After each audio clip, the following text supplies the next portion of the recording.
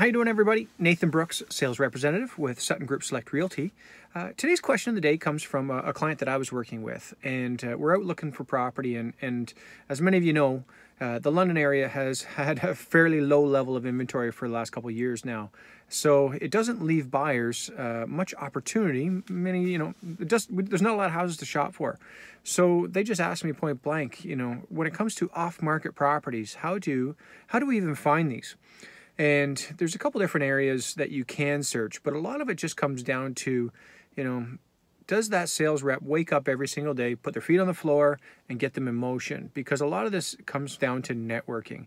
You can network with other agents. There's opportunities to do so. Agent opens, public opens. This time of year, we've got the holidays, so there's lots of holiday parties, gatherings where you can get together, and you can just simply ask, hey, I'm looking for a 3-bed, 2-bath, 1-floor, double garage. What have you got? What have you got in the West End? Have you got anything? It's kind of like back in the old days, kind of like trading baseball cards. But so that's one opportunity. You can tap into your agents, the network of agents that you've got. But another area that we tend to take advantage of is just our sphere of influence, our friends, our family, just other acquaintances. There's lots of times where I'm hosting a public open and I'll just get to chatting with perfect strangers. Maybe they come in and they're looking at the property that I've got, and maybe it's not necessarily quite a fit, but we talk a little bit about what they may have on the back end, something that they would have to sell in order to move in.